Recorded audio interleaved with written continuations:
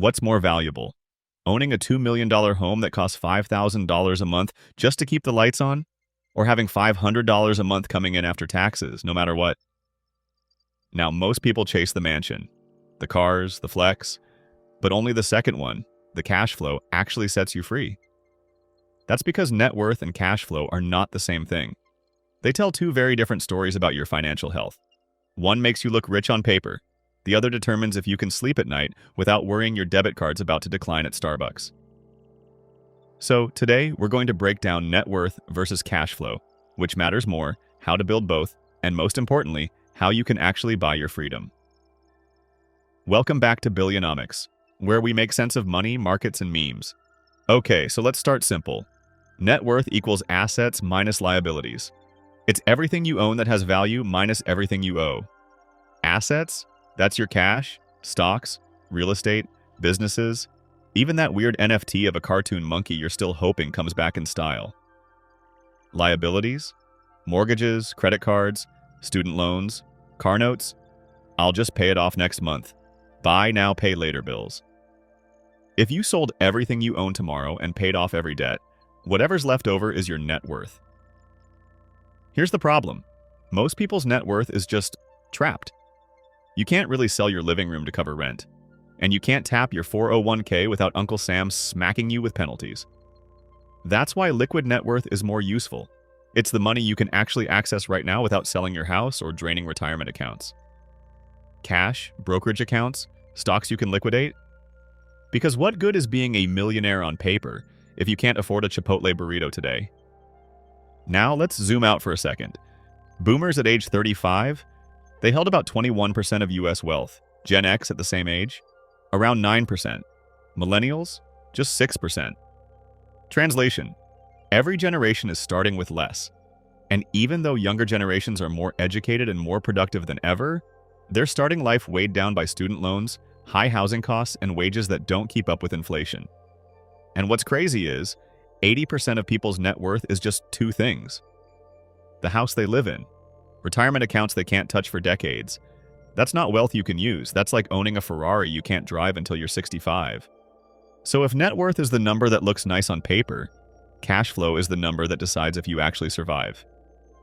Cash flow equals income minus expenses. That's it. Super simple. But this little equation is the difference between sleeping peacefully at night or waking up at 3 a.m. wondering if your credit card will get declined at Target. Positive cash flow means you're earning more than you're spending. You've got breathing room, you've got options. Negative cash flow means you're slowly bleeding money, even if you look rich on Instagram. Here's the wild part. 20% of Americans live paycheck to paycheck, even households making over $150K a year. Yeah, you heard that right. That's 6 figures and people are still broke. How does that even happen? Simple. It's the trap of looking rich versus being free. You've seen it before though, and you know someone who is living this exact lifestyle or close to it. The 1.2 million McMansion with the Tesla in the driveway, 2 kids in private school, and a golden doodle with its own Instagram page. On paper, they look successful. But in reality, they're just one missed paycheck, one medical bill, or one layoff away from selling their Peloton on Facebook Marketplace or worse, OfferUp. Because when all your income goes straight back out the door, mortgage, car notes, subscriptions you forgot you had, that's not wealth. That's financial stairmasters mode. You're running hard, but you're going nowhere. Here's the key difference. Net worth looks backward. It's a scoreboard of what you've built. Cash flow looks forward. It's a lifeline that decides if you keep playing the game. And cash flow buys you something far more valuable than status: options. When you've got strong cash flow, you can say, "Nah, I don't want that client. They're annoying."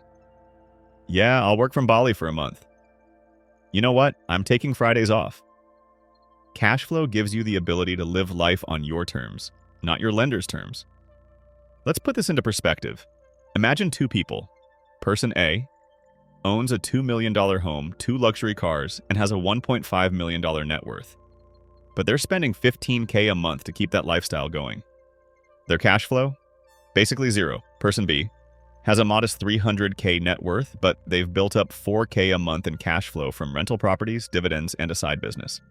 Their monthly expenses are $2,500. Who's actually free here? Not the millionaire. It's the person whose income covers their lifestyle with breathing room left over. Because financial freedom isn't about having the most, it's about needing the least. And here's the funny thing. Cash flow doesn't just cover bills, it lowers stress. Studies show financial anxiety is one of the top causes of stress in America. When your bills are covered automatically by predictable cash flow, you literally gain peace of mind. You stop making decisions out of desperation and start making them out of choice. That's the difference between staying in a toxic job because you need the paycheck versus walking away because you know your cash flow machine is paying the rent regardless. That's freedom. So if net worth is about looking rich, then cash flow is about living free. And once you see that difference, you'll stop chasing the big house you can't afford and start chasing the monthly income that makes life flexible. So how do you actually build reliable cash flow? Well, think of it like climbing a ladder. Each rung gets you closer to financial freedom, but if you stop halfway, you'll just be dangling in the air. Step 1. Earn active income. This is where everybody starts. You trade your time for money. A job, freelancing, bartending, babysitting, driving Uber on weekends. This is your foundation. But most people never move past this step. They spend their whole life exchanging hours for dollars, and the problem with active income is it has a ceiling. You only have so many hours in a day. You can pick up overtime, side hustles, or even a second job. But eventually you hit the wall called burnout. If you stop working, the income stops. It's like pedaling a bike uphill. The second you stop, gravity takes over. That's why active income is where you start, but not where you finish. Step 2. Increase your margins. This step is about creating space between what you earn and what you spend. If you make $4,000 a month and spend $3,500, your margin is $500. That $500 is your seed money for freedom. Sounds simple, but here's where lifestyle inflation sneaks in. You get a raise at work and suddenly you're like, my car still works, but maybe I deserve something with heated seats. Why am I still living in this apartment when I can barely afford a bigger one? Of course I need 6 streaming subscriptions. Netflix, Hulu, Disney+, Prime, Max, and the one I forgot I signed up for. This is how people making 6 figures still end up broke. They scaled their lifestyle at the same pace as their paycheck. So, how do you fix this? 2 ways. Earn more. Pick up a side hustle, ask for a raise, monetize a skill. Spend less. Cut the fluff, track expenses, downgrade lifestyle just enough to keep your margins growing. Remember, cash flow doesn't come from working harder. It comes from widening the gap between what you earn and what you keep. Step 3. Reinvest into income-generating assets. This is where the real fun begins. Instead of letting your money sit idle, you put it to work. There are so many ways to do this today. Dividends. Buying stocks that pay you just for owning them. Rental properties. Houses or apartments that bring in monthly rent. Businesses. Either your own or as a limited partner investing in someone else's. The key here is recurring income. Something that doesn't depend on you clocking in every single day. Think of your money like employees. You want each dollar to go out and bring back friends. That's how you stop being the only one working. Step 4. Systemize it. This is where most people get stuck. Because guess what? Assets don't manage themselves. Rental properties need tenants. A business needs marketing, sales, and customer service. If you're doing it all yourself, congrats. You've just built another job. So the trick is systemization. Automate your investments. Hire a property manager. Outsource editing. Build a small team. Set up processes that run without you. The less you have to do day to day, the more scalable your cash flow becomes. And here's the real test. If you can go on vacation for a month and the money still flows in, you've hit this step. Step 5. Cover your burn rate. This is the finish line, or at least the first finish line. Your burn rate is simply how much money it takes to live for 30 days. Rent, food, bills, Netflix, iced coffee. Because let's be honest, you're not giving that up. If your passive income streams cover your burn rate, you're financially free. That's it. You don't need 10 million in the bank. You don't need a Lambo. You just need your systems paying for your life. Example, if your burn rate is $3,000 a month and you've built $3,500 in cash flow from dividends and rentals, guess what? You're free. You can work if you want to, but you don't have to. And that's the real definition of freedom: choice. So the ladder looks like this: earn active income, increase margins, reinvest into assets, systemize it, cover burn rate, climb it once, and you'll never look at money the same way again. Here's the truth that most still cannot get over: the old school retirement plan is dead. For decades, retirement meant work 40 years, save money, quit at 65, chill in Mexico. But that system assumed your net worth would magically carry you through the last 20 to 30 years of life. The problem? The math doesn't add up anymore. Median retirement account for Americans 55 to 64? $185K. Average retiree household spends $52K a year. Even if you saved $500,000, that barely covers 10 years, and that's before inflation, medical bills, or another 2008-style crash.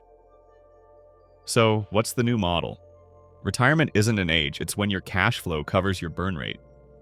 You don't need 10 million. You just need predictable income that lets you live without selling your time. So, here's the takeaway. Net worth tells you how rich you look. Cash flow tells you how free you actually are. That's why the real flex isn't driving a Lambo, it's checking your account on the first of the month and seeing money come in whether you work that day or not. Would you rather have a $2 million home you can't afford to maintain, or a steady $5,000 a month that covers your life without stress? Talk to us in the comments. Which would you prefer? So here's your challenge. Don't just chase net worth. Build cash flow. Track your burn rate. Focus on predictable income, because that's what buys you freedom. And if you caught our last video on buy now, pay later, you already know what happens when people confuse looking rich with actually being free. This is Billionomics, where we make money make sense. You already know what to do if you got some value from our video. But just a reminder, click that like button and subscribe to join our family. And remember, net worth is paper. Cash flow is power. See you in the next one.